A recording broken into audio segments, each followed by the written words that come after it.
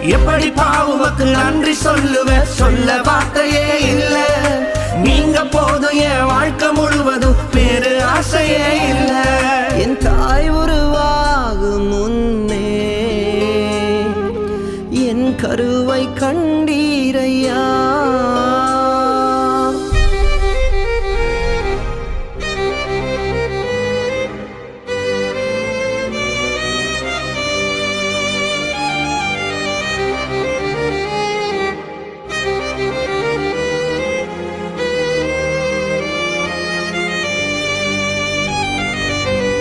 எலும்புகள் உருவாகல, நரம்புகள் உருவாகல, தசைகள் உருவாகல, தரிசனம் உருவானதே.